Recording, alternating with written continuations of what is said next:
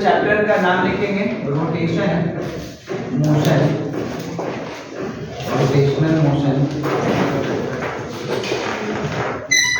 या फिर rigid body dynamics. इसको रिजिड बॉडी डायनेमिक्स क्यों बोलते हैं? यार चैप्टर बहुत ज्यादा आसान भी है और डिफिकल्ट सिर्फ उन लोगों को लगता है जिनका पहले का रिवाइज नहीं है। अगर तुम्हारा काइनेमेटिक्स ठीक से, सर्कुलर मोशन ठीक से रिवाइज नहीं है तो तुम्हें लगेगा कि यार डिफिकल्ट चैप्टर है और तुम दुनिया को भी बताओगे कि बहुत डिफिकल्ट चैप्टर है। तुम ये मत बताना कि हम मक्कार थे, हमने पहले वाले चैप्टर ठीक से पढ़े नहीं थे इसलिए मुझे ये चैप्टर डिफिकल्ट लगा। तुम ये बोल रहा सबको कि रोटेशनल मोशन बहुत डिफिकल्ट है, कुछ भी पल्ले नहीं पड़ता। ठीक है, अपन सेफ साइड पर रहेंगे, अपने आप को बदनाम नहीं करेंगे।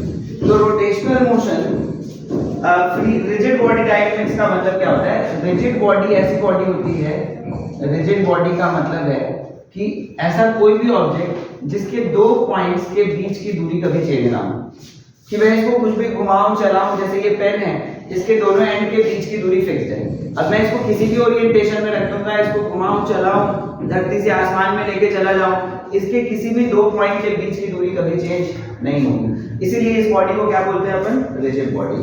अब ध्यान से देखना, याद कर जब एक ऑब्जेक्ट इस तरह से चला करता था तो इसे बोलता था रेक्टिलिनियर मोशन। स्ट्रेट पाथ पे अगर चल रहा होता है तो तुम इसे क्या बुलाते हो?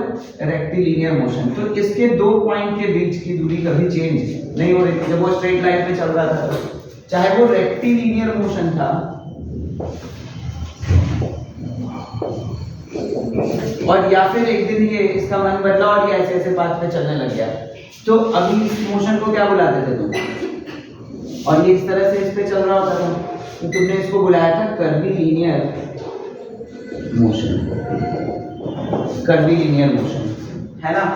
इन दोनों में एक बात तय थी कि दो पॉइंट के दोनों हमेशा रिजिड बॉडी है और दो पॉइंट के बीच की दूरी चेंज नहीं होती। किसी भी ऑब्जेक्ट का अगर इसका अगला पॉइंट 10 मीटर चला होगा तो पीछे वाला भी कितना चला होगा? 10 मीटर चला होगा। अगर 5 सेकंड में 10 मीटर चल गया है तो पीछे वाला कितने सेकंड में चलेगा? 5 सेकंड में कितना चलेगा? एग्जैक्ट 10 मीटर चलेगा। क्यों? क्योंकि दोनों पॉइंट के बीच की डिस्टेंस चेंज हो नहीं रही है। तो अगर 1 सेकंड में ये 5 मीटर चलता है तो पीछे वाले का भी कंस्ट्रेंट है कि वो भी 5 मीटर ही चलेगा। तो इसलिए तुम इसको एक पॉइंट ऑब्जेक्ट की तरह ट्रीट कर लिया करते थे, है ना? क्योंकि तुम्हें पता था कि जो इसका हर पार्टिकल एग्जैक्टली सेम बिहेव कर रहा है, वहां पे भी, यहाँ पे भी और यहाँ पे भी। यहाँ पे किसी भी एक पार्टिकल से पूछो कि बाकी के पार्टिकल क्या कर रहे हैं, वो बोलेगा रेस्ट पे। अगर किसी ए पे बैठ के मैं बी को देखूंगा तो बी तो हमेशा रेस्ट पे दिखेगा, चाहे वो रेक्टिलिनियर मोशन हो चाहे वो कर्वीलिनियर मोशन हो, हमेशा ए के रिस्पेक्ट में बी कैसा दिखेगा? रेस्ट पे दिखेगा। लेकिन ध्यान से देखना, अच्छा इस पूरे चैप्टर में हम लोग फाइनली कहाँ पहुंचने वाले हैं? जो चैप्टर का सबसे आखिरी पार्ट होगा वो है CTRL, combined translational plus rotational motion. Rotational क्या होता है? ध्यान से देखना, अगर एक ऑब्जेक्ट है इस तरह से और मैंने इसको ऐसे घुमा दिया ओमेगा से, ठीक है? अब चूंकि ये रिजिड बॉडी है, इसके दो पॉइंट के बीच की दूरी चेंज होगी कि नहीं होगी? नहीं होगी। चाहे वो इधर भी घूम जाए उसके दो पॉइंट के बीच की दूरी चेंज नहीं होगी। अगर मैं O पे बैठ के A को देखूं तो उसका मोशन कैसा दिखेगा? उसका मोशन कैसा दिखेगा? अगर A पे बैठ के O पे बैठ के A को देखूं तो वो कैसा दिखेगा? मतलब इसको मुंडे घुमानी पड़ेगी देखने के लिए, गोल गोल गोल गोल, यानी इसको कैसा दिखेगा? सर्कुलर मोशन करता हुआ। मतलब कोई भी इसका कोई भी इस पूरे रॉड पे जितने भी पार्टिकल होंगे वो के अकॉर्डिंग सब क्या कर रहे हैं? सर्कुलर मोशन कर रहे हैं, नहीं कर रहे हैं? सर्कुलर मोशन कर रहे हैं। यानी रिजिड बॉडी में जब भी तुम रिजिड बॉडी बोलते हो तो किसी भी एक पार्टिकल के रिस्पेक्ट में दूसरा पार्टिकल या तो रेस्ट पे होगा, जो रेक्टिलिनियर और कर्वीलिनियर मोशन में तुमने देखा, और या तो सर्कुलर मोशन में घूम रहा होगा, जो तुमने कहां देखा? रोटेशन में। इसको प्योर रोटेशन बोलते हैं, रोटेशनल मोशन या प्योर रोटेशन। प्योर रोटेशन क्यों बोलते हैं? क्योंकि जरूरी नहीं है कि सिर्फ रोटेशन हो हमेशा। जैसे कि एक पहिया, ये पूरे फिजिक्स के जितने भी अब हम हमारे सिलेबस में एक SHM को छोड़ के मोस्टली जितने तरह के मोशन तुम्हें पढ़ने वाले हैं वो सब है। पहले तुमने पढ़ा रेक्टिलिनियर मोशन, फिर तुमने प्रोजेक्टाइल वगैरह करा, थोड़ा कर्वीलिनियर पाथ पे आए, सर्कुलर मोशन आया, फिर अब तुम पढ़ने वाले हो रोटेशन मोशन यानी कि प्योर रोटेशन, और फिर चैप्टर के एंड पे तुम करोगे एक व्हील जैसा मोशन। जैसे कि व्हील में क्या हो रहा है कि किसी एक्सिस के अबाउट अगर मैं पूछूं कि चक्का कर क्या रहा है, तो ये ऐसे ऐसे सर्कुलर मोशन में, सर्कुलर पाथ पे है, है ना। और साथ साथ में क्या ये व्हील आगे भी जा रहा है व्हील वेलोसिटी से, मतलब ये घूम भी रहा है और चल भी रहा है। तो इसको बोलते हैं combined translational and rotational motion, combined translational plus rotational motion यानी सीटीआर। कंबाइंड ट्रांसलेशनल, ट्रांसलेट भी कर रहा है और साथ साथ में क्या कर रहा है, रोटेट भी कर रहा है। तो combined translational plus rotational motion, हमारा लक्ष्य है यहाँ तक पहुंचना। बट यहाँ तक पहुंचने से पहले तुम्हें इसको पहले ठीक से समझना पड़ेगा और ये सब ढंग से आना चाहिए, है ना। कि रिजिड बॉडी के बारे में हम क्यों चर्चा कर रहे हैं, प्योर रोटेशन की जब भी हम बात करेंगे कि रिजिड बॉडी के बारे में इसलिए चर्चा कर रहे हैं कि भाई साहब जब ये थोड़ी देर में यहाँ पहुंचे तो हर बात क्या कर रहा हो, सर्कुलर मोशन पे हो। और सब अगर एक पार्ट ए ओमेगा से घूम रहा है तो बी भी कितने से रोटेट करना चाहिए, ओमेगा से रोटेट करना चाहिए। मतलब हर पार्टिकल की एंगुलर वेलोसिटी सेम होगी, अलग अलग तो नहीं होगी, है ना। मतलब कि अगर तुम कभी भी रिजिड बॉडी तुम्हारे दिमाग में आए या कहीं लिखा हो रिजिड बॉडी, तो रिजिड बॉडी से दो ही चीजें तुम्हारे दिमाग में आना चाहिए कि किसी भी एक पॉइंट के रिस्पेक्ट में उस बॉडी के बाकी पॉइंट्स या तो रेस्ट पे होंगे और या तो सर्कुलर मोशन कर रहे होंगे। बात समझ में आई। रिजिड बॉडी का मतलब है कि किसी भी एक पॉइंट के रिस्पेक्ट में बाकी के सारे पॉइंट या तो रेस्ट पे होंगे और या तो सर्कुलर मोशन कर रहे होंगे। अगर वो रोटेशन है तो बाकी के सारे पॉइंट सर्कुलर मोशन कर रहे होंगे, अदरवाइज सब क्या कर रहे होंगे, स्ट्रेट पाथ पे मतलब रेस्ट पे होंगे। कोई परेशानी?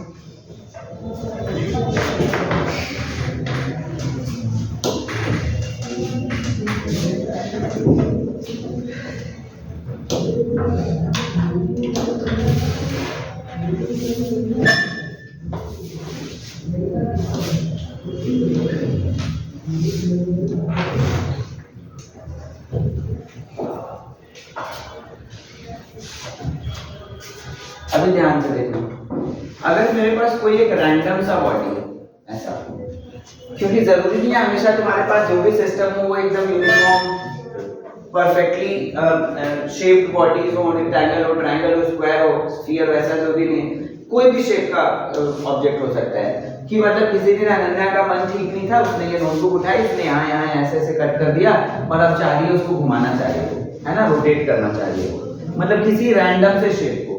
तो किसी भी रैंडम से शेप के बॉडी में ध्यान से देखना, अगर मान लें मैंने तीन कोई पॉइंट ले लिया ए बी सी, अब ध्यान से सुनना, अगर ये पूरा ऑब्जेक्ट किसी भी एक एक्सिस के अबाउट ओमेगा से घूम रहा है, ये पूरा पूरा सिस्टम ओमेगा से गोल गोल, जैसे तुम ऐसे ऐसे गोल गोल घुमाते हो ना हाथ पे रख के, उंगलियों पे रख के, तो ये ओमेगा से घूम रहा है। पहले तो बता, अगर ये रिजिड है, अगर ये बॉडी रिजिड है तो ए से बी, बी से सी और ए से सी के बीच की दूरी कभी चेंज होगी क्या?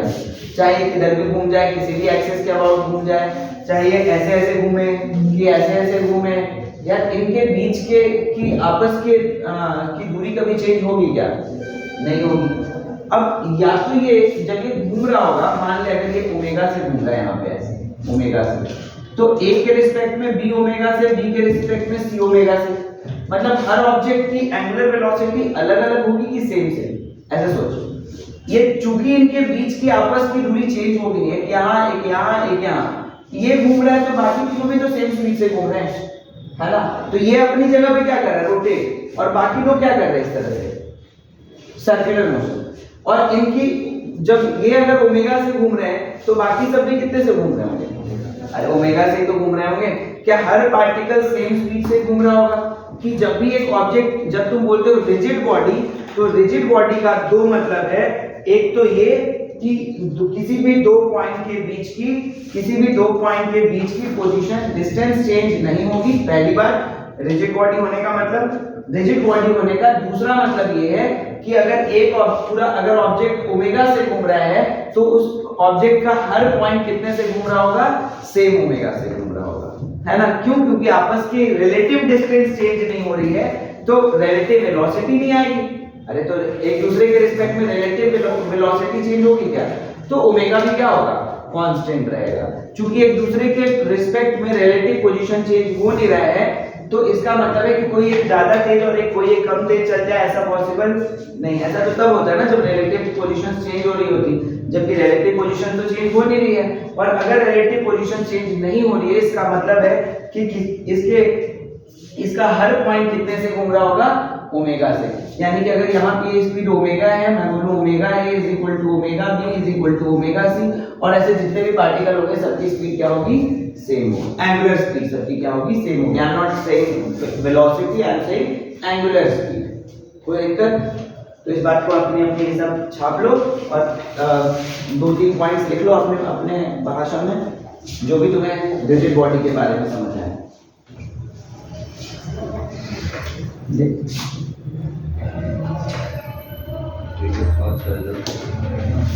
कोई बात नहीं, वो कट कर देगा, इसको एक पूरा जाएगा। नहीं बहुत है नाम भी है।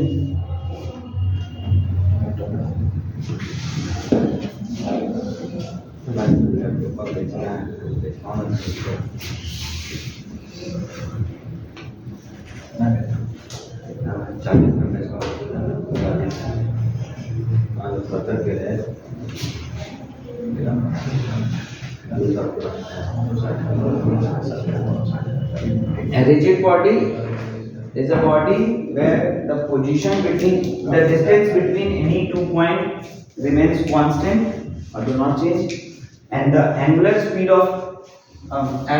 of each point will be same. All the points will be rotating with same omega. ऐसा लिख सकते हो? क्या कहेगा?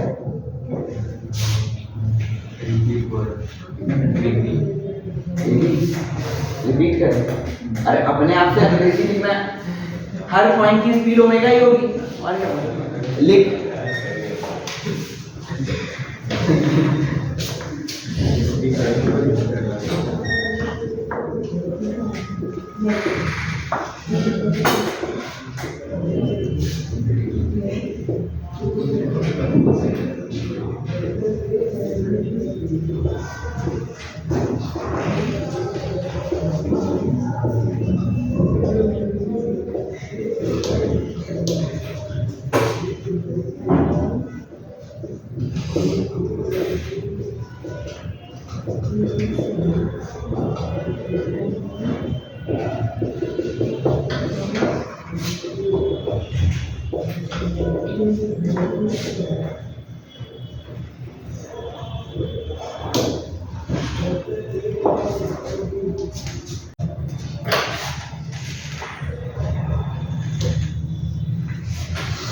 कोई पेन नहीं चलाएगा दोस्त, ये देख लिया, नोटेड। लेट्स से ये किसी एक एक्सिस के अबाउट रोटेट कर रहा है, अरे एक्सिस मतलब ऐसा है, और इसके अबाउट ये पूरा सिस्टम रोटेट कर रहा है। अगर ये पूरा सिस्टम रोटेट कर रहा है, प्योर रोटेशन की बात कर रहा हूँ, सिर्फ रोटेट कर रहा है, चल नहीं रहा है, ट्रांसलेट नहीं है ना। अभी पहले कम से कम 3-4 दिन 5-6 क्लास तक अपन सिर्फ और सिर्फ प्योर रोटेशन की चर्चा करेंगे। तो प्योर रोटेशन में ध्यान से देखना, अगर मैं बोलूं यहाँ से r1 डिस्टेंस पे एक छोटू सा पॉइंट ले लेते हैं जिसका मास है m1, तो और इसकी वेलोसिटी कुछ इधर होगी, तो कितनी, अगर ये पूरा ओमेगा से घूम रहा है तो इसकी वेलोसिटी क्या ओमेगा r1 होनी चाहिए। अरे v is equal to omega r, याद कर, मैंने क्या बोला, सर्कुलर मोशन रिवाइज होना चाहिए कि v is equal to omega r, l is equal to theta r, a is equal to alpha r। अरे याद है, भूल गए, तो ओमेगा r। इसी तरह से इधर कोई r2 दूरी पे कोई दूसरा मास है m2, और इसकी वेलोसिटी कहीं इधर होगी ओमेगा इनटू कितना r2। इसी तरह इधर कहीं पे r3 डिस्टेंस पे इधर वेलोसिटी है omega r3 and so on. ऐसे बहुत सारे पार्टिकल हैं, सबकी अपनी अपनी वेलोसिटी होगी, r1 r2 से इनफाइनाइट नंबर ऑफ पार्टिकल्स होंगे इसमें, और सबकी अपनी अपनी वेलोसिटीज होगी। ओमेगा सबका सेम है, ये तुम्हें अभी अभी पता चल गया कि अगर रिजिड बॉडी है और ये घूम रहा है तो हर पॉइंट का ओमेगा अलग अलग होगा कि सेम होगा। ओमेगा हर किसी का सेम होगा, लेकिन वेलोसिटी तो अलग अलग होगी r के अकॉर्डिंग, है ना, ओमेगा r। तो omega r1, omega r2, omega r3, ऐसे बहुत सारे पार्टिकल्स हैं। इफ आई आस्क बता इस पूरे ऑब्जेक्ट का काइनेटिक एनर्जी कितना है, तो बोलोगे काइनेटिक एनर्जी मुझे पता है कि काइनेटिक एनर्जी, क्या तुमने सुना है कि kinetic energy half m total into v centre of मास का स्क्वायर होता है। ये बात सही है ना? ऐसा फेंक देंगे उठा के बाहर। कम से कम 3 क्लास इसी बात पे चर्चा हुई थी कि हम ऐसा कभी भी लिख नहीं सकते, ऐसा लिखना अन्याय है, फिजिक्स के साथ कि m total into v COM का स्क्वायर जैसी काइनेटिक एनर्जी नहीं हो सकती है ना। तो लिखते अरे यार तभी तो एनर्जी कंजर्व नहीं करते थे, याद कर पूरा एक क्लास मेरे को लगता है इसी पे पूरा एक क्वेश्चन करा के बताया था और ऐसा लिखा हुआ है, एग्जैक्ट लिखा हुआ है line centre of mass chapter में कि ऐसा kinetic energy half into m total into v COM का स्क्वायर जैसा चीज नहीं होता, क्योंकि काइनेटिक एनर्जी और बहुत सारी फैक्टर्स की वजह से हो सकता है। सेंटर ऑफ मास की वेलोसिटी हर पार्टिकल की वेलोसिटी नहीं है, तो ऐसा कुछ भी मत बोलो। तो यानी कि जब तुम काइनेटिक एनर्जी लिखते हो, मैंने तुम्हें सिखाया है half m1 v1 square plus half m2 v2 square and so on, ऐसे सारे वेलोसिटीज को क्या करते हैं हम लोग जोड़ देते हैं। ये असली तरीका है काइनेटिक एनर्जी लिखने का, कि हर पार्टिकल की इंडिविजुअल काइनेटिक एनर्जी को जोड़ देना ही टोटल काइनेटिक एनर्जी को है ना। कोई सेंटर ऑफ मास की काइनेटिक एनर्जी सबका काइनेटिक एनर्जी नहीं होता है। हाँ, उसको शॉर्ट ट्रिक बताते करने का रिड्यूस मास से तब लगा सकते थे half mu into v relative का स्क्वायर। आगे देखो, तो यहां से I can write half m1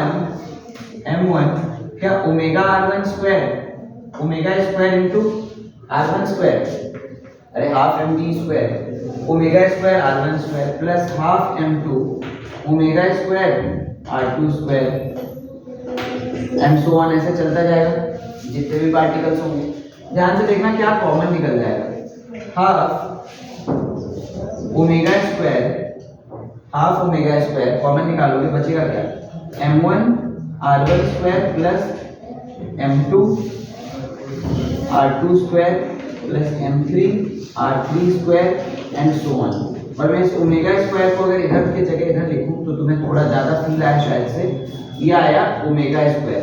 क्या ये देखने में kinetic energy, rotational kinetic energy, जैसे translational kinetic energy half mv square होता था, क्या rotational kinetic energy half something into omega square नहीं दिख रहा है।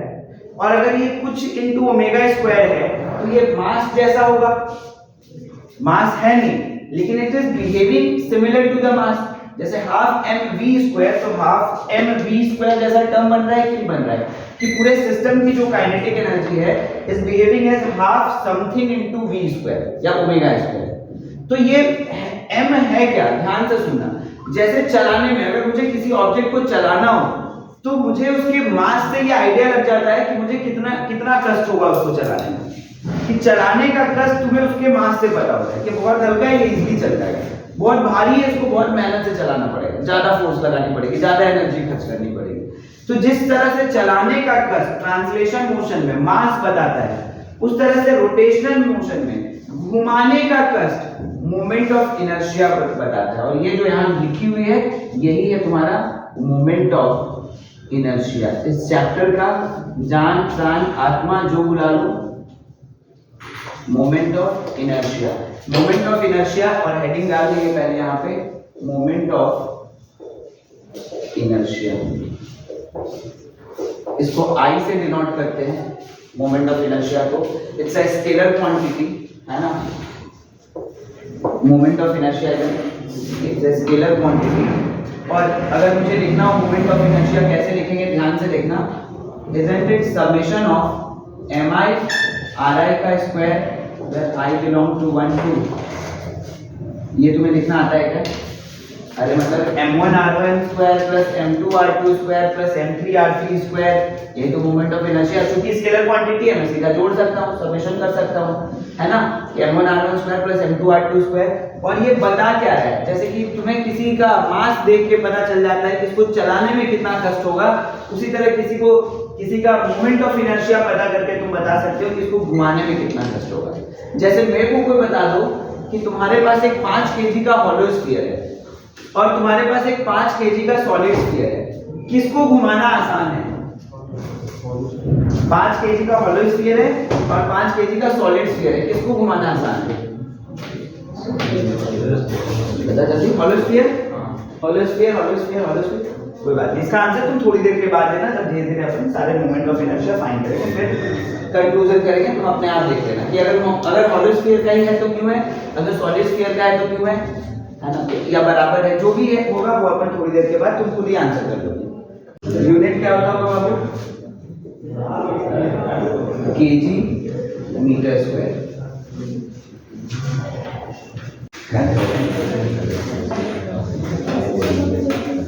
ध्यान से देखना, अब ये सारे क्वेश्चन तुम करोगे तो सीख गए हो moment of inertia. M square के चारों कोने पे 4 मासेस रखे हुए एम एम एम एम। ध्यान से देखना, मोमेंट ऑफ इनर्शिया क्या इस बात पे डिपेंड करता है कि कौन सी एक्सिस से घुमाना है। बस थोड़ा इसको फील करो कि अगर मुझे इसको घुमाना है तो इस एक्सिस के अबाउट घुमा रहे हैं, है ना, या फिर इसको इस एक्सिस के अबाउट घुमाना है, तो हर बार सेम मेहनत होगा या अलग अलग। और इसके अबाउट घुमाना है तो हर बार सेम एफर्ट डालना पड़ रहा है, अलग अलग ऐसे घुमाना है ना, तो हर बार अलग अलग। अब हमारे चूजेड एक्सिस के हिसाब से इसको घुमाने का कष्ट अलग अलग है, यानी कि मोमेंट ऑफ इनर्शिया। और वैसे भी जब तुमने यहाँ पे भी हमने मोमेंट ऑफ इनर्शिया डिफाइन करा था तो पहले हमने क्या चूज किया था, एक एक्सिस, कि इस एक्सिस के अबाउट मोमेंट ऑफ इनर्शिया कितना होगा। तो मतलब कि मोमेंट ऑफ इनर्शिया एक्सिस पे डिपेंड करता है कि कौन से एक्सिस के अबाउट घुमाना चाह रहे हैं। क्यों? क्योंकि घुमाने का कष्ट तो एक्सिस पे डिपेंड करता है ना। ये ऐसे तुरंत घूम गया, ऐसे घुमाना होगा तो भी शायद ज्यादा आसान है। अरे क्यों? क्योंकि मास डिस्ट्रीब्यूशन एक्सिस के अबाउट दोनों साइड अच्छा है, बराबर बराबर है। जितना अच्छा मास डिस्ट्रीब्यूशन होगा उतना इजीली वो इतना आसानी से वो घूमेगा। अब यहाँ जब ऐसे घुमाना है तो देखो एक साइड बहुत सारा मास है, ये तुम्हें नहीं लग रहा मुझे ज्यादा मेहनत करना पड़ रहा होगा घुमाने में, है ना? ऐसे लगा के घुमाने की कोशिश आगे देखो तो moment of inertia about this axis I1 पता करना है। I1 मतलब मोमेंट ऑफ इनर्शिया अबाउट ये 1 एक्सिस। एक मैं करूंगा बाकी तुम करोगे, ठीक है? इस एक्सिस के अबाउट मोमेंट, इसका साइड है a, साइड लेंथ है a, तो बता ये वाली पूरी कितनी होगी? अरे a/√2, अरे टोटल a√2, उसका आधा a/√2, मतलब ये होगा a/√2। तो इसके अबाउट अगर मुझे मोमेंट ऑफ इनर्शिया फाइंड करना हो I1 तो मैं लिखूंगा, इसके लिए क्या लिखूंगा, m × a/√2 का स्क्वायर। और ऐसा सेम R1 दूरी पे कितने हैं? 4। तो moment of inertia scalar quantity है, जोड़ देंगे तो काम हो जाएगा। तो m1r1 square plus m2r2 square plus m3r3 square plus m4r4 square, यही ना। और या फिर मैं इसको into 4 कर दूं तो कोई बुराई वाली बात नहीं है। यानी कि I1 moment of inertia about इसका सेंटर से मोमेंट ऑफ इनर्शिया कितना है, ध्यान से देखो, ma²/2 × 4 यानी कि 2ma², वो लिखकर 2ma², ठीक है। अगर मैं बोलूं कि इस एक्सिस के अबाउट मोमेंट ऑफ इनर्शिया बताओ, इस एक्सिस के अबाउट घुमाना है, तो इस एक्सिस के अबाउट, अच्छा अगर ये एक्सिस से इस वाले मास की दूरी कितनी है? 0।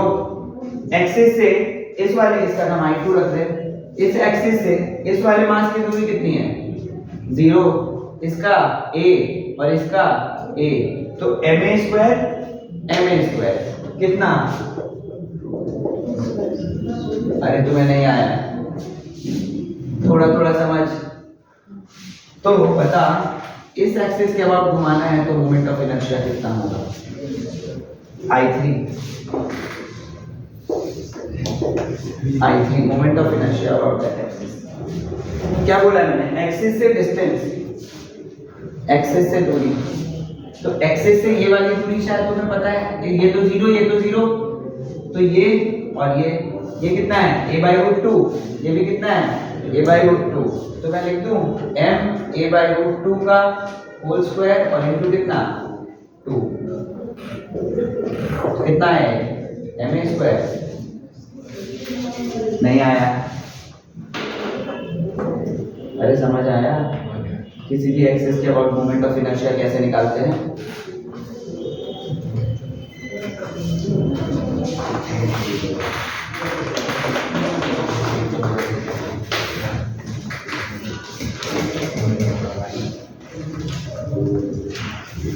मैं इतना समझ आया कि मुझे इस एक्सिस के अबाउट बताओ, I4।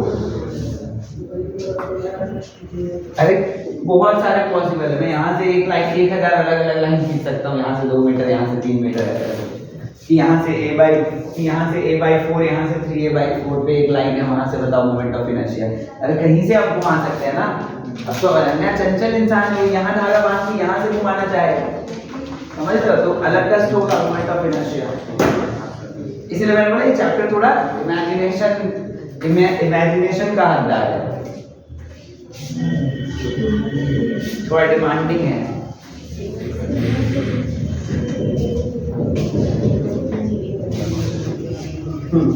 एक्सिस से दूरी a/2,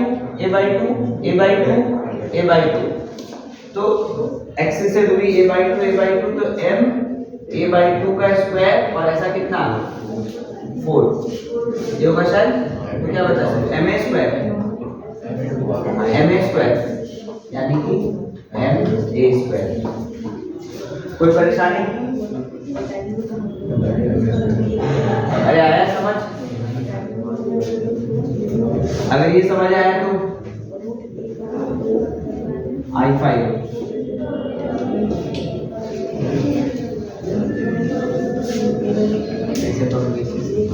हाँ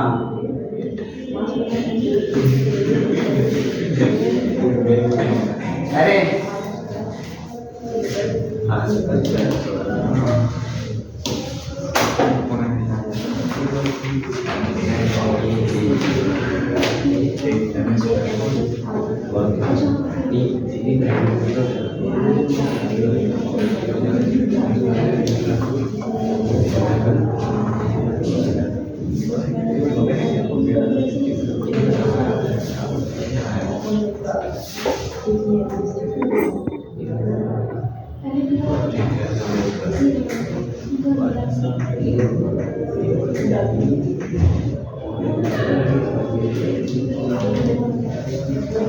पांच अलग अलग फिगर बनाऊं उससे अच्छा एक ही बार सबसे खा लो।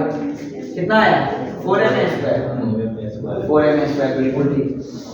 यहाँ से ये और ये तो a दूरी पे है, तो आएगा I5 इज इक्वल टू कितना 2 into ma² plus m a/√2 का square, that is 2ma² plus ma²/2।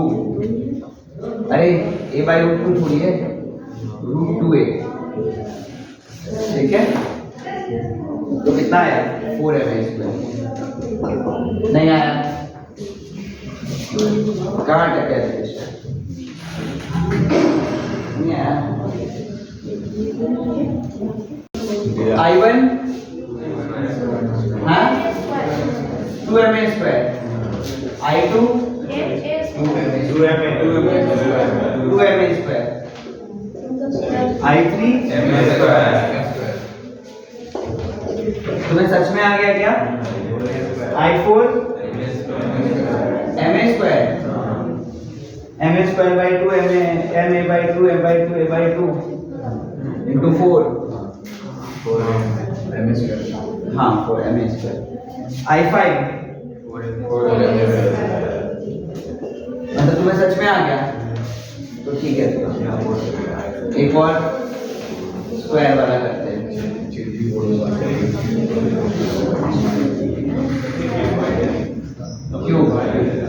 Cube है साइन ए का।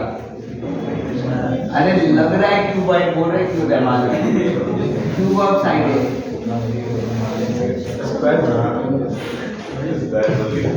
साइन ए का क्यूब है। मोमेंट ऑफ इनर्शिया अबाउट ये वाला एक्सिस I1, सब पे सारे कोने पे मासेस हैं mm। हर वर्टिसेस पे m मास है।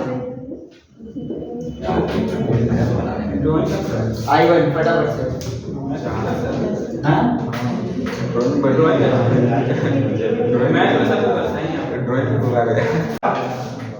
मोमेंट ऑफ इनर्शिया I1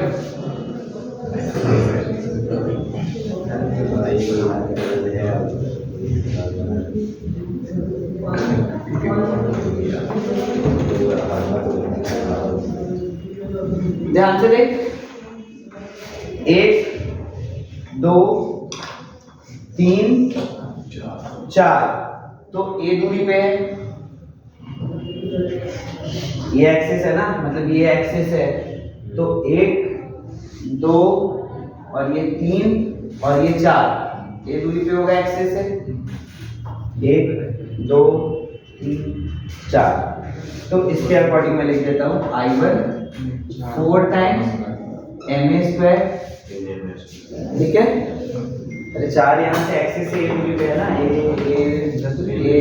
और ए, और बाकी इन दोनों का तो 0 0, यहाँ से ये डिस्टेंस और ये डिस्टेंस a√2, अरे a√2, तो m a√2 का स्क्वायर, तो मुझे लगता है 2ma² यानी कि 6ma, ठीक है।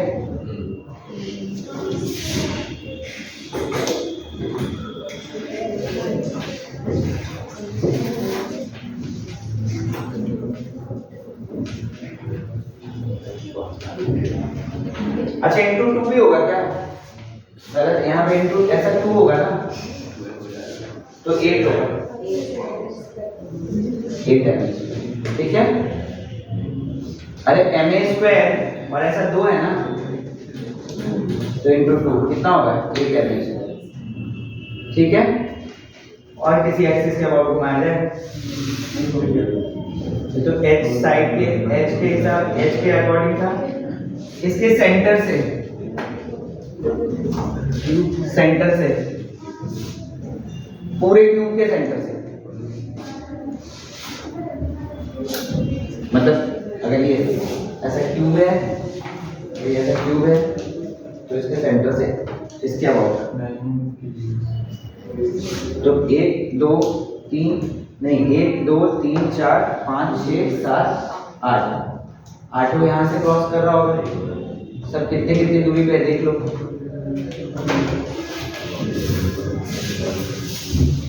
जल्दी बताओ, I2 लिख देते इसका नाम, I2, अरे फटाफट बता दो, moment of inertia about I2 axis 2।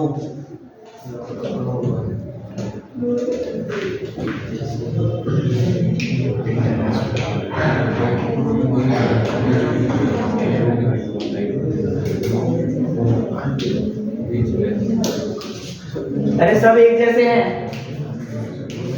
इस एक्सिस से इसकी दूरी मुझे लगता है a/√2 होगी। अगर ये ऐसा क्यूब है और इसके सेंटर से जा रहा है, एक लाइन आ रही है, तो ये वाली दूरी तो a/√2 ही है ना, ये भी a/√2, ये भी a/√2, ये भी a/√2, और उसी एक्सिस से पीछे भी वो भी a/√2 है, सब कितना होगा? जितने भी मासेस होंगे सब a/√2 डिस्टेंस पे ही है ना। अरे एक्सिस से a/√2, तुम सेंटर से मत देखो, सेंटर से डिस्टेंस ढूंढ रहे हो क्या? एक्सिस से ढूंढना है ना, तो एक्सिस खाली सेंटर पे ही पूरे पे जा रहा है। एक्सिस से डिस्टेंस नहीं पता करना है हमें, सॉरी सेंटर से डिस्टेंस नहीं पता करना है हमें, एक्सिस से डिस्टेंस पता करना है। तो ध्यान से सोच, मान ली ये पूरा रूम एक क्यूब है ना, और यहां से एक लाइन जा रही है सेंटर से जाने वाली। तो अगर मैं बोलूं कि उसकी दूरी, तो तुम यहां से थोड़ी ना पता करोगे, एक्सिस लाइन से पता करोगे ना, तो एक्सिस से इसकी दूरी तो a/√2 ही है ना, फिर वो भी a/√2, फिर वो भी a/√2, फिर मैं बोलूं वहां का डिस्टेंस, तो तुम यहां से थोड़ा ना मेजर करोगे, एक्सिस से परपेंडिकुलर डिस्टेंस ढूंढना है ब्रो। और यहां से एक्सिस से दूरी कितनी होगी? a/√2। अरे आई बात समझ कि एक्सिस से डिस्टेंस सबका कितना है? a/√2, तो यानी कि m a/√2 का स्क्वायर, और ऐसा कितना है? 4 ma²/2 into 8, 4 ma²। कोई परेशानी? अरे आगे बात समझ, तो मेरे को बता ये वाला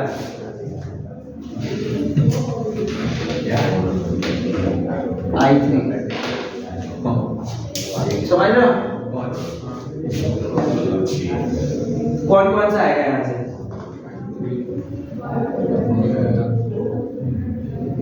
एक्सिस से दूरी,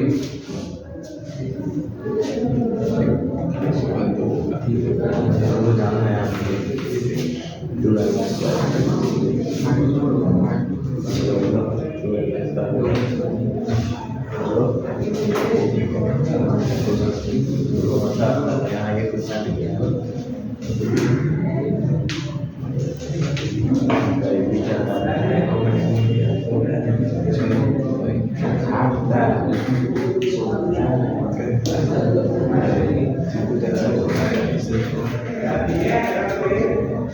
एक्सिस से ऐसे लाइन जा रही है, तो ये दोनों मास तो गए, तुम्हारे लिए बचा 1 2 3 4 ही है, 1 2 ये तो गया, तो 1 2 3 4 5 6, ठीक है, पीछे रह गया, टोटल 6 है। तो ध्यान से देख, इसमें से कितने कितने कौन कौन से डिस्टेंस पे हैं? यहाँ से ये दूरी कितनी है? a, यहाँ से ये डिस्टेंस कितनी है? a, और यहाँ से ये डिस्टेंस a, और यहाँ से ये डिस्टेंस भी, तो मतलब यहाँ एक्सिस से 1 2 3, और यहाँ से देखेंगे तो यहाँ से देखेगा तो 1 2, सब ए पे ही है क्या? सब ए पे ही है ना? एक्सिस से सबकी दूरी कितनी है? तो कितना? 6 mm। तो इससे कम नहीं आना था, क्योंकि बॉडी इसके अबाउट मास डिस्ट्रीब्यूशन अच्छा है, तो थोड़ा आसान होगा रोटेट करना, है ना? क्यूब को दोनों कोने से घुमाना पकड़ के ज्यादा आसान है, रादर देन किसी एक जगह किसी एक एज से पकड़ के घुमाना, तो पूरा मास घुमाना पड़ता है। ऐसे ट्रायंगल पे 3 कोने होंगे, तुम कर लोगे? करा लेगा, देख ले खाली। अगर मैं हमने बोला इस एक्सिस के अबाउट कर लोगे, अरे साइड ये है तो ma²। अगर मैंने बोला इस एक्सिस के अबाउट, तो खाली ये है ना? परपेंडिकुलर दूरी सबसे छोटी दूरी यही है। और बता, और तो क्या ही पूछा, इसके सेंटर के अबाउट कर लोगे 3 टाइम्स जो भी डिस्टेंस है रेडियस का स्क्वायर। मेहनत करना पड़ेगा, क्योंकि जब तुम्हें मोमेंट ऑफ इनर्शिया लिखना आएगा तभी तो तुम टॉर्क लिख पाओगे। जैसे वहां फोर्स m into a हुआ करता था। फोर्स क्या होता है? कितने मास को कितना एक्सेलरेट कर पाएगा, तो force is m into a। तो यहाँ पे ऐसे घुमाने वाला फोर्स का नाम होगा टॉर्क, तो वो क्या होना चाहिए? I into alpha. अरे मोमेंटम हुआ करता था मास into वेलोसिटी, ये होना चाहिए I into ओमेगा।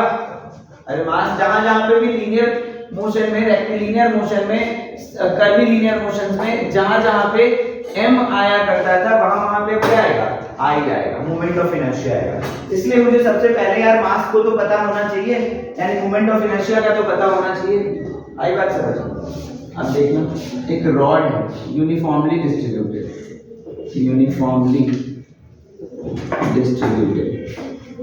अब जिसका सेंटर ऑफ मास अच्छा है और ज्यादा मजा आएगा, बाकी तो याद रख लेंगे घंटा। तो रॉड के एंड के अबाउट मोमेंट ऑफ इनर्शिया बताना है, इस एंड के अबाउट मोमेंट ऑफ इनर्शिया बताना है। ध्यान से देखना, पहले तो तुमने सीखा है पॉइंट मास का मोमेंट ऑफ इनर्शिया निकालना। मैंने अगर पूछा होता है कि यहाँ से r डिस्टेंस पे एक पॉइंट मास है m, तो बताओ उसका मोमेंट ऑफ इनर्शिया कितना होगा? तुम बोलते हैं mr²। ये पॉइंट मास तो है नहीं, बहुत सारे मास है। तो अपने अनन्या निकली तेज, उसने क्या करा, इसके 100 टुकड़े कर दिए और हर टुकड़े का मोमेंट ऑफ इनर्शिया निकाल लिया। ऐसे टुकड़े कर लिए और हर टुकड़े का मोमेंट यहाँ से अलग अलग डिस्टेंस होगा। मान ले ये 1 मीटर का रॉड था, इसके अनन्या ने 100 टुकड़े कर लिए, तो हर टुकड़े का लेंथ कितना होगा? 1 सेंटीमीटर। अरे 100 सेंटीमीटर होता है, तो हर एक टुकड़ा कितने का है? 1 सेंटीमीटर का। तो 1 सेंटीमीटर वैसे पॉइंट मास है नहीं, लेकिन फिर भी छोटा है, काफी छोटा है, हम उसे कंसीडर कर रहे हैं शायद कि पॉइंट मास है। तो 1 सेंटीमीटर और यहाँ से दूरी हर किसी का कितना है? जैसे देख 100 वाले पार्ट का अगर मोमेंट ऑफ इनर्शिया लिखेंगे तो क्या लिखेंगे? इसका मास होगा, अगर ये 1 kg है तो उसका मास कितना होगा? 100 पार्ट का 10 ग्राम, अरे 10 ग्राम तो 10 ग्राम यानी 0.01 kg, 0.01 kg, और इनटू इसकी डिस्टेंस यहाँ से कितनी होगी उसके सेंटर ऑफ मास की 100 सेंटीमीटर। अरे 100 सेंटीमीटर यानी कि 0.1 सेंटीमीटर, 0.1 का स्क्वायर प्लस उसके जस्ट पहले वाले का मास फिर से 0.01 और ये डिस्टेंस कितना होगा 0.09 है ना। अरे यार हर एक सेंटीमीटर के डिस्टेंस पे है ना। तो इस तरह से करते जाएंगे और यहाँ तक सारे जोड़ लेंगे तो मोमेंट ऑफ इनर्शिया मिल जाएगा रॉड का। लेकिन ये बहुत मेहनती काम नहीं है और बहुत ज्यादा एक्यूरेट भी नहीं है, क्योंकि 1 सेंटीमीटर के मास को तो पॉइंट मास कंसीडर कर रहे हो।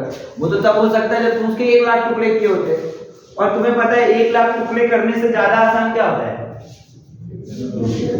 अरे x डिस्टेंस पे जाके dm मास का सेंटर ऑफ मास निकाल के जैसे करते थे, यहाँ क्या करेंगे x पे जाके dm मास पे घुमाने का मोमेंट ऑफ इनर्शिया निकालेंगे और सारा मोमेंट ऑफ इनर्शिया जोड़ देंगे स्केलर क्वांटिटी, मतलब इंटीग्रेट कर देंगे।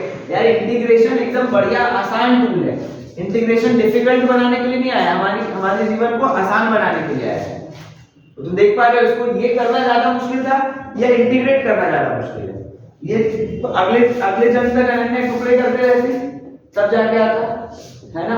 तो इसलिए सबसे आसान तरीका क्या है, तुम्हें खुद भी पता है, तुम्हें सेंटर ऑफ मास में ये बहुत क्या है, ध्यान से देखना।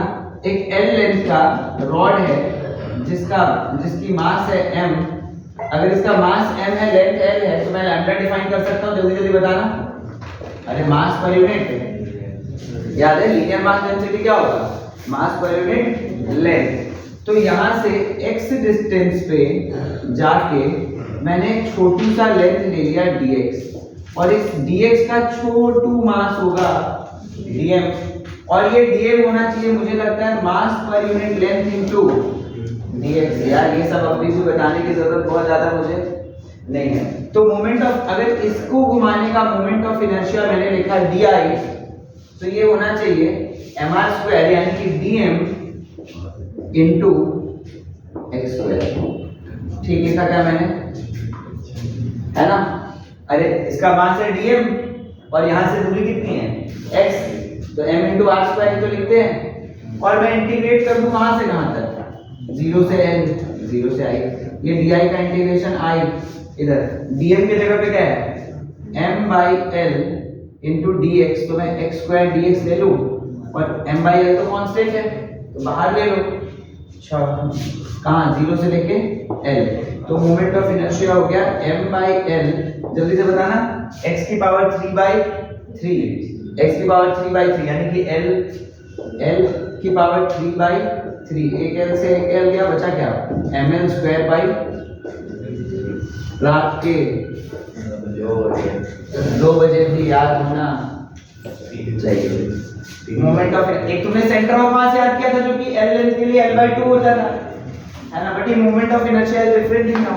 मोमेंट ऑफ इनर्शिया अबाउट इस एंड के अबाउट, किसी रॉड को एंड के अबाउट घुमाने के लिए जो मोमेंट ऑफ इनर्शिया है वो कितना है ml²/3। तो बात की जब बना हुआ था तब डिस्कस करना था मेरे से, कैसे हो गया बोल जरा भी शर्म नहीं आ रहा है।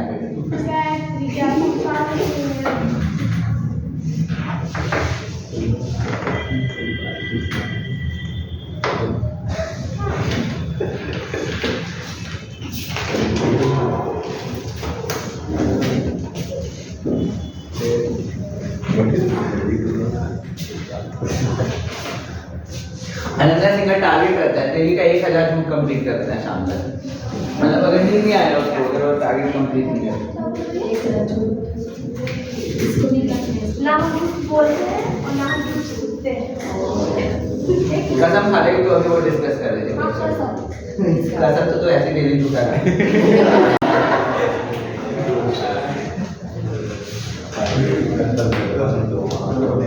ये क्या बेइज्जती करते थे ना, आप सब तो बिठा कर रखे हैं सब लोग, समझे ना। तुमको कहाँ बैठा के रखे हैं?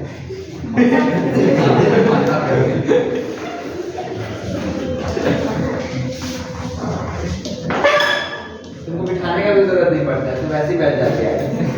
क्या करें? मतलब इधर इधर कहाँ उधर हेलो इधर रंगारी नहीं करता तेरे बाप के हंसने के लिए जरा कर देते हैं। तो रंगारी भी कर तू नहीं आती है हम नहीं हंसते, हम मुंह बंद कर लेते हैं। पॉसिबल है तू बोल रही है इतना तो मुंह बंद कर लेगी ध्यान से देखना एम मास लेंथ एल और घुमाना है सेंटर के अबाउट। तो पहले तो कुछ सोच के बता क्या मोमेंट ऑफ इनर्शिया सेम होगा कि अलग अलग?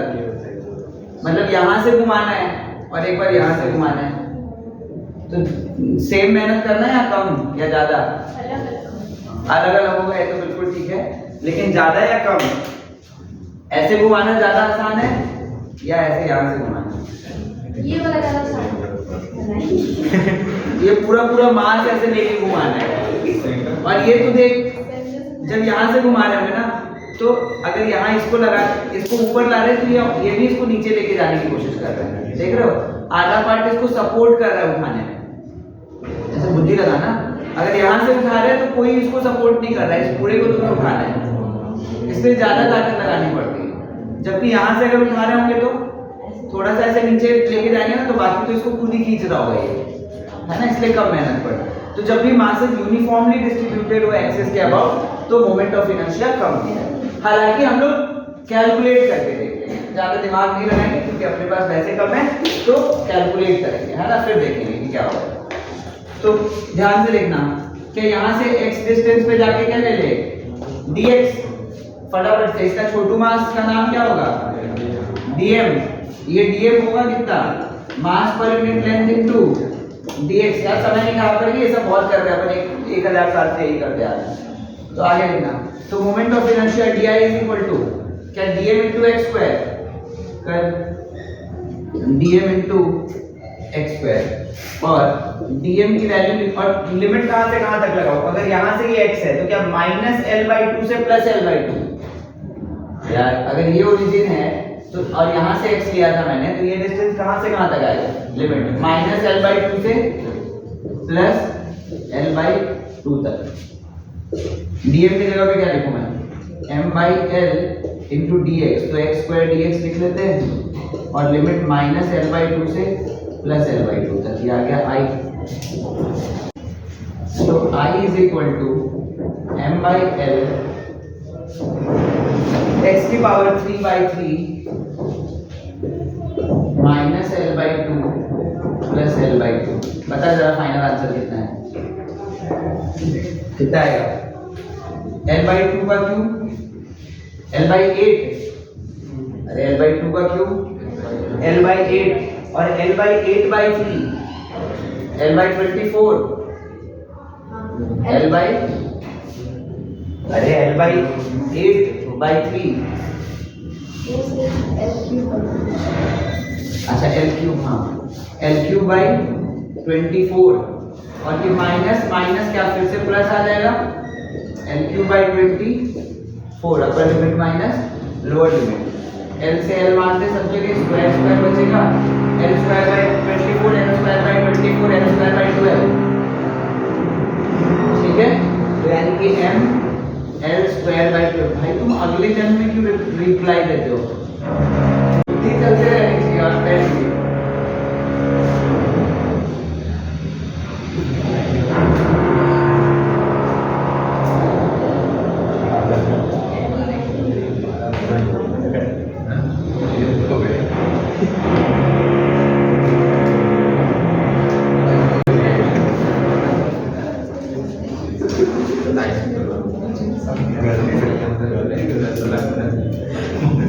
मोमेंट ऑफ इनर्शिया बताएं।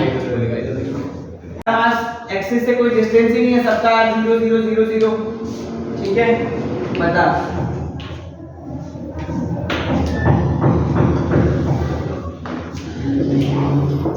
Moment of inertia, mass m length है, पूरा घूम रहा है ऐसे एक्सिस के अबाउट। एक छोटू सा dm ले लेते हैं और यहाँ से इसका सेंटर ऑफ मास की दूरी है d, तो इसका मोमेंट ऑफ इनर्शिया होना चाहिए dm इंटू d का स्क्वायर, यही होगा फिर बाजू में एक और डीएम लेंगे, फिर उसका भी आएगा डीएम इनटू डी स्क्वायर या dm1 dm2 लेते जाएंगे तो डी स्क्वायर कॉमन आ जाएगा और सारे मासेस को जोड़ोगे m ही तो आएगा, नहीं आया। तो ये ऑब्वियस ही बात है कि अगर हर पॉइंट की दूरी यहाँ से सेम है, अलग अलग है ही नहीं, तो इसका total moment of inertia m r square होगा, m d स्क्वायर होगा। मतलब इस पे डिपेंड ही नहीं कर रहा कि उसका मास कितना है। क्या बात समझ में आ गई? अगर बात समझ में आ गई तो ये तुम अपने आप करोगे। ये रॉड का सबसे आसान केस है।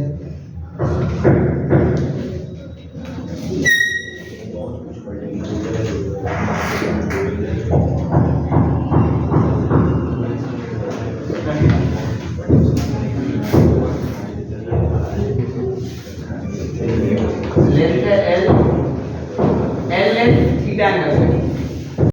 ऐसा कर लेंगे कि इसका सेंटर ऑफ मास m/2, तो ml स्क्वायर यहाँ से एक्सिस से सेंटर ऑफ मास की दूरी, ध्यान से देखना, ऐसा कर लेगा कि अगर ये m मास है पूरा और लेंथ l है तो इसके सेंटर ऑफ मास पे m मान लेते हैं और एक्सिस से इसकी दूरी जो भी यहाँ से ये वाला फाइंड कर लेंगे और ml स्क्वायर लिख लेंगे। ऐसा करना ठीक है क्या? अन्याय है, पाप है, घोर अनर्थ है, क्योंकि ये डिराइव कहाँ से हुआ था? काइनेटिक एनर्जी, याद कर, है ना? तो ये करना कभी भी करने का ऐसा सोचना नहीं, स्केलर क्वांटिटी है, सबको अलग अलग निकाल के जोड़ना पड़ेगा। तो सबसे पहले तुम क्या करते हो, यहाँ से x पे जाएंगे और एक छोटू सा dx ले लेंगे जिसका छोटू मास dm होगा, mass per unit length into dx, ठीक है? तो मोमेंट ऑफ इनर्शिया निकालने के लिए तुम्हें क्या क्या चाहिए था? एक तो मास और उसकी दूरी कहाँ से? एक्सिस से। तो एक्सिस से इसकी दूरी कितनी है? ध्यान से देख जरा, अगर ये x है, अगर ये x है तो मुझे लगता है ये x sin थीटा, सोच लो, अगर ये x है तो ये कितना है? x sin theta. तो dm into x sin theta का होल स्क्वायर, यार यही तो होना चाहिए, dm इनटू mr स्क्वायर, छोटू मास dm इनटू वहां तक का डिस्टेंस एक्सिस से परपेंडिकुलर डिस्टेंस, तो एक्सिस से इस पॉइंट तक की दूरी है कितनी है ना? तो ये मैं लिख रहा हूं dm इनटू r स्क्वायर, तो लिखकर अब dm है क्या? मास पर यूनिट लेंथ, लिखो मास पर यूनिट लेंथ, बाहर निकाल लेते हैं, अंदर आ गया dx x sin, अच्छा sin theta common, sin theta constant है कि चेंज हो रहा है? sin square theta x dx, x square dx, क्या ठीक ठीक है? देखना जरा, sin थीटा क्यों बाहर निकाल लिया? अरे थीटा चेंज हो रहा है क्या? ये जब ऐसे घूम रहा है तो ये थीटा चेंज हो रहा है क्या? थीटा तो कांस्टेंट है ना, यानी sin थीटा कांस्टेंट है, तो कांस्टेंट को इंटीग्रेशन से बाहर ले लेते हैं, ले लिया बाहर, x स्क्वायर dx, इंटीग्रेट कर, कहां से कहां तक इंटीग्रेट करूं? 0 से लेके l, दार में क्यों? तो I is equal to m by l sin square theta, 0 से लेके l तक इंटीग्रेट करोगे तो ये आएगा, मुझे लगता है x square x cube by 3, limit put करोगे तो l cube by 3, l cube by 3, तो ये बचा होगा m l square by 3 sin square theta. अब ध्यान से देख, सारे केसेस आ जाने चाहिए, सारे केसेस आ जाने चाहिए। अगर यहाँ से ऐसे घुमाना है, अगर ऐसे घुमाना है तो ये एंगल कितना हो गया? 90 डिग्री। अरे ये थीटा कितना हो गया? 90 डिग्री। थीटा 90 रखेंगे तो sin थीटा 1, तो ये बचेगा कितना? ml square by 3। ये कॉमन केस है, इसमें से कुछ भी आ सकता है। अगर मान ले पूरा इस एक्सिस पे ही लेके चला जाऊं और इसके अबाउट घुमाना है, थीटा कितना हो गया? 0 डिग्री, तो ये कितना आना चाहिए? 0। याद कर ये वाला केस, आगे बात समझ। तो इस पे सारे केसेस, ये एकदम मोस्ट जनरल केस है, ml square by 3 sin square theta. और मजा आने वाला है रिंग, ध्यान से देख, रिंग का मतलब तुम्हें पता है बाहर बाहर मास है, रिंग है, मास m, radius r, ring of mass m, radius r। ध्यान से देखना। अब यहाँ से अगर मैं बोलूँ इसके अबाउट मोमेंट ऑफ इनर्शिया कितना होगा, सेंटर के about moment of inertia, axis passing through centre के अबाउट मोमेंट ऑफ इनर्शिया कितना होगा। ध्यान से देखिए यहाँ से हर डिस्टेंस सेम r दूरी पे है, हर distance dm2 dmr2 dmr2 dmr2 r2 common, सारे dm जोड़ेंगे तो क्या आएगा, m ही आएगा ना। अब चाहे ये यूनिफॉर्मली डिस्ट्रीब्यूटेड हो, चाहे ये नॉन यूनिफॉर्मली डिस्ट्रीब्यूटेड हो, तो चाहे ये यूनिफॉर्म हो या नॉन यूनिफॉर्म, दोनों ही केसेस में जो इसका मोमेंट ऑफ इनर्शिया होगा सेंटर के अबाउट वो कितना होगा, mr²। कोई दिक्कत, कोई परेशानी? इसके जगह पे अगर मैंने बोला कि एक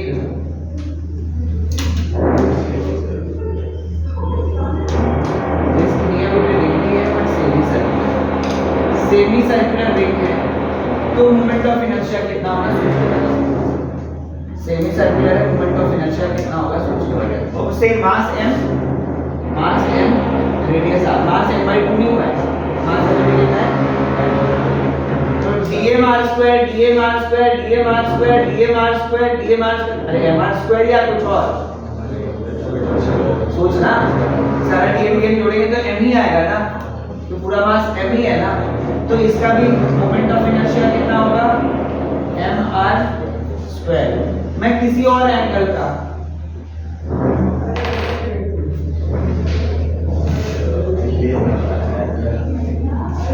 रेडियस r, मास m कितना होगा, अरे dmr2 मोमेंट ऑफ इनर्शिया कितना है, लोगों ने बोला mr²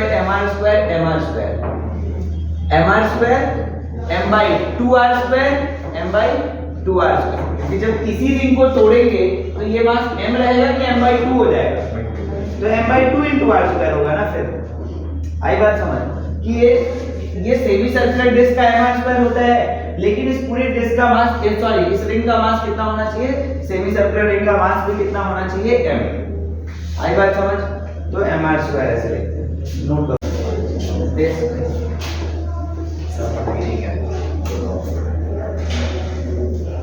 डिस्क क्या है, ये पूरा इस तरह से,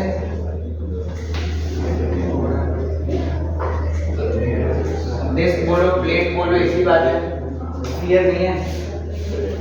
radius r, mass m, mass radius r, moment of inertia about axis passing through its centre कितना होगा, ध्यान से देखो। क्या मैं यहाँ से x दूरी पे जाके एक छोटा सा रिंग ले लूं तो तुम्हें उसका मोमेंट ऑफ इनर्शिया पता है, इसका मोमेंट ऑफ इनर्शिया पता है, इस dm मास का, और इसका पता है, तो ऐसे बहुत सारे रिंग का मैं मोमेंट ऑफ इनर्शिया निकाल के जोड़, अरे यही सेम कॉन्सेप्ट हमने सेंटर ऑफ मास में भी किया था, याद करो, है ना। एक सेमी सर्कुलर रिंग लेके उसको जोड़ दिया था सेंटर ऑफ मास सबका, तो centre of mass of disc semi circular disc आ गया। सर्कुलर के लिए तो वहां मेहनत ना, अच्छा ये डिस्क है, इसके लिए लैम्डा डिफाइन करोगे, सिग्मा मास per unit area, r radius का था तो ये होगा ना सिग्मा, तो इसका dm कितना होगा, mass per unit area into area of ये शेडेड रीजन जो भी है, ये होगा ना, मास per unit area into area, तो मास अपॉन पाई r², और dA कितना होगा, क्या 2πx, ध्यान से देखना, 2πx इनटू, ठीक लिखा मैंने, अरे इसको खोल दो ना पूरा ऐसे, तो इसकी थिकनेस कितनी है dx, और ये लेंथ कितनी है 2πx, कोई दिक्कत, तो एरिया ये होना चाहिए।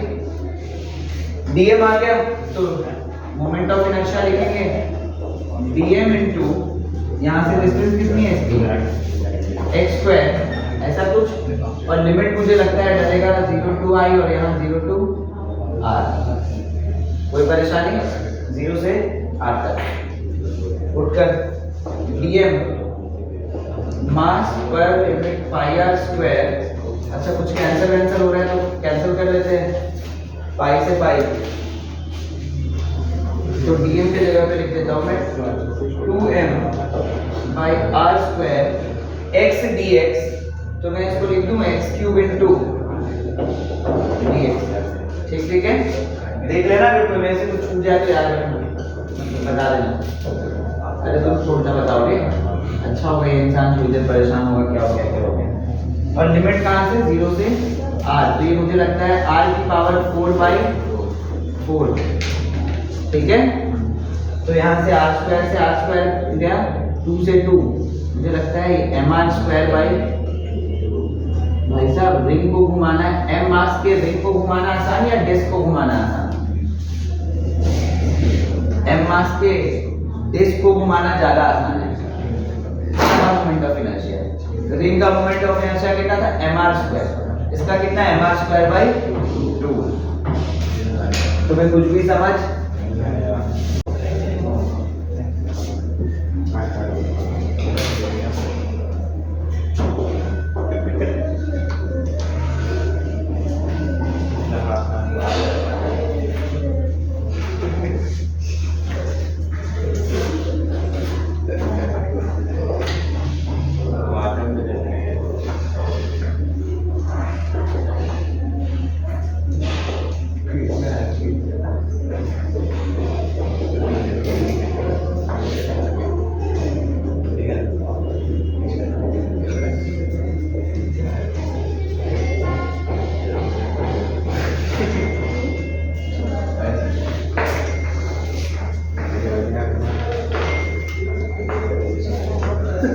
बता कौन सा सही? mr स्क्वायर, नहीं गलती हो गया। mr स्क्वायर तो कोई ऑप्शन भी नहीं है, mr स्क्वायर बाई 2 है। सी है हमारा साइन लिखना है, ये ठीक है, दोनों ऑप्शन एक चलता है, सी और डी एक है,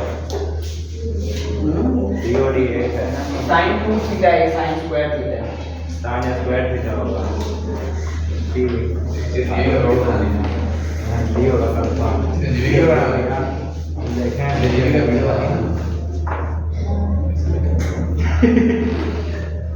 mr स्क्वायर देखें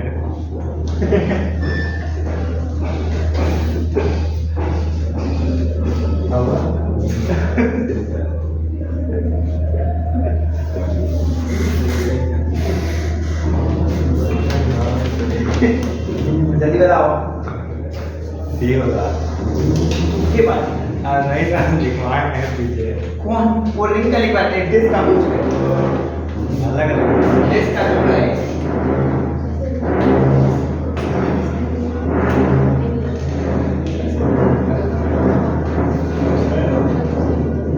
डिस्क है, रिंग नहीं है। पिछली वाले लॉजिक से तो लग रहा होगा कि mr स्क्वायर बाई 2 होना चाहिए, रिंग वाले लॉजिक से हाँ तो सही भी लग रहा है, mr स्क्वायर बाई 2। हालांकि तुम इसको प्रूव भी कर सकते हो, करना क्या, यहाँ से x पे जाके एक रिंग ले लोगे dx का, एक रिंग ले लोगे dx का, और उसका जब तुम मोमेंट ऑफ इनर्शिया लिखोगे तो mr स्क्वायर बाई 2 लिखोगे रिंग का, है ना, और उसको इंटीग्रेट करोगे 0 से लेके वहां तक। अच्छा जब उसका मोमेंट ऑफ इनर्शिया लिखोगे तो थोड़ा तुम फंसोगे, जैसे कि एरिया, इसका एरिया ऑफ आर क्या होता है, एरिया ऑफ आर क्या होता है, ये तो सुना ही नहीं हमने। एरिया चाहिए होगा ना, जैसे यहाँ पे तुम्हें एरिया चाहिए था ना इसका, 2πr × एरिया ऑफ आर कैसे लिखोगे, हाफ आर स्क्वायर थीटा। अरे नहीं सुना तुमने, बात सुन ले भाई, कितना होता है हाफ आर स्क्वायर थीटा। ये आर का एरिया कभी भी तुम्हें फाइंड करना हो, ये होता है हाफ आर स्क्वायर थीटा। अब इसको तुम घर पे करने की कोशिश करना, इंटीग्रेट करोगे तो थीटा वाला टर्म कैंसिल हो जाएगा, mr स्क्वायर बाई 2 बचेगा। ठीक है क्या? हाँ तो रिंग का एरिया लिया था हमने, हाँ वो तो लॉजिकली तुम्हें पता है कि तुम्हें फील है कि हाँ भाई सेम ही आना चाहिए, क्योंकि m मास है r रेडियस में सारे सबका मास डिस्ट्रीब्यूशन सेम ही है, जैसे यहाँ मास डिस्ट्रीब्यूशन था वहाँ पे भी सेम ही है कि इसी का एक पार्टी तो है, सबका मास डिस्ट्रीब्यूशन सेम ही तो है, तो मोमेंट ऑफ इनर्शिया भी सेम आएगा, वो ठीक है। लेकिन अगर तुम प्रूफ करना चाहते हो तो उस तरह से डिराइव कर सकते हो, जैसे यहाँ पे तुमने क्या लिखा था वैसे।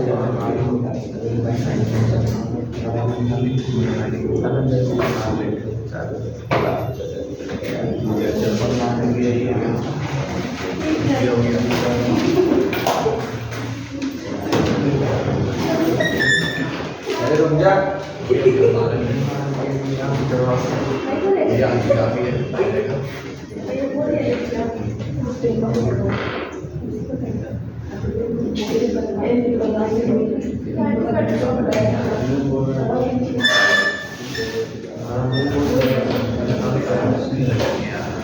लिख लो खाली, हॉलो स्फीयर के लिए मोमेंट ऑफ इनर्शिया होता है 2/3 mr² एंड सॉलिड स्फीयर के लिए तुम डिराइव कर सकते हो, अगर तुम्हें सेंटर ऑफ मास याद है तो कैसे डिराइव करवाया था हमने 2/5 mr², सब याद होना चाहिए रात के 2 बजे भी। ये डिस्क रिंग रॉड क्या about centre about edge hollow sphere solid sphere. अच्छा बता किसका ज्यादा moment of inertia, hollow sphere का कि सॉलिड स्फीयर का? हालांकि डिराइव करने का तरीका थोड़ा सा मेहनती काम होगा, तुम बोलोगे तो अगली क्लास में डिराइव भी कर देंगे। यहाँ पे जाके क्या लेना पड़ेगा तुम्हें, क्या लेना पड़ेगा तुम्हें इस तरह का, याद है? अरे ये देख के याद आया कुछ बस इसका टॉप व्यू देखना, ऐसा कुछ नजर आएगा तुम्हें, है ना? और इस एक्सिस के अबाउट अगर तुम्हें फाइंड करना है तो यहाँ पे ये वाला एक्सिस हो जाएगा, ठीक है? इसका मोमेंट ऑफ इनर्शिया फाइंड करेंगे π/2 से लेके -π/2 से लेके +π/2 में इंटीग्रेट करेंगे, तो इधर वाले पार्ट के साथ साथ इधर वाला अपने आप कवर हो जाएगा। या तो 0 से π/2 करो और इनटू 2 कर दो, क्योंकि ऊपर का आया तो फिर अरे 0 से π/2 जाएंगे, ये वाला तो अपने आप साथ साथ में आ रहा है ना, क्योंकि तुमने पूरा रख लिया हुआ है। अरे याद आया? तो सेंटर ऑफ मास में एज इट इज डिराइव कराया था तुमने, करोगे तो यहाँ कोई बच जाएगा और ये कुछ आएगा। नहीं करना है कोई दिक्कत नहीं है, बट तुम्हें याद होना चाहिए कि moment of inertia of hollow sphere 2/3 mr², m mass radius r। Hollow sphere mass कितना है m और radius r। Solid sphere 2/5 mr²। ज्यादा कौन है 2/3 mr² कि 2/5 mr²? क्या लगता है? 2/3 mr² ज्यादा है, मतलब हॉलो स्फीयर का पॉइंट ऑफ इनर्शिया ज्यादा होता है देन सॉलिड स्फीयर का। सेम मास और जिस एक्सिस के अबाउट तुम घुमा रहे हो, देख सेंटर के जितना पास रहेगा मास उतना आसान होगा घुमाना, और सेंटर मतलब एक्सिस से, और एक्सिस से मास जितना दूर जाएगा उसको घुमाना उतना ही मुश्किल है। मतलब कि अगर मेरे पास कोई भी एक पेन है ऐसा, ध्यान से देख, या इसी को घुमाते हैं, अब जितना ये जितना ये एक्सिस के पास आएगा इसको घुमाने के लिए उतना कम मेहनत करना पड़ता है। क्यों? क्योंकि जो मास है जिसको तुम रोटेट कर रहे हो वो एक्सिस से बहुत पास है, और जब ये दूर जाएगा तो तुम्हें ज्यादा फोर्स लगाना पड़ता है घुमाने के लिए। जितना ज्यादा बड़ा होगा उतना ज्यादा मेरे को ताकत लगानी पड़ती है, घुमा नहीं पा रहा हूं, है ना? और जब ये पास था तो कोई इज्जत नहीं, ऐसे टक से घुमा के जब मर्जी। तो सेंटर एक्सिस से जितना मास दूर जाता जाएगा, तुमने देखा होगा अगर कोई एक रॉड है जो यूनिफॉर्म, एक हथौड़ा ले ले और हथौड़े को उल्टे साइड से घुमा, मतलब जो भारी वाला साइड है वो अपनी तरफ पकड़ के घुमा लोगे इजीली, लेकिन अब दूसरे साइड पकड़ के घुमा, जब वो मास दूर चला गया अब थोड़ा मेहनत वाले का, यानी कि जितना ज्यादा एक्सिस के पास होगा मास उतना मोमेंट ऑफ इनर्शिया कम होगा। इसलिए सॉलिड स्फीयर को घुमाना आसान होता है, क्योंकि सॉलिड स्फीयर में जो टोटल m मास है वो इधर पास भी है, और हॉलो स्फीयर में जो भी m मास है सब दूर है एक्सिस से, तो नेट जो टोटल मास है उसका एक्सिस से ज्यादा डिस्टेंस है, इसलिए उसको घुमाने का कष्ट भी ज्यादा है, यानी उसका मोमेंट ऑफ इनर्शिया भी ज्यादा है। बाय।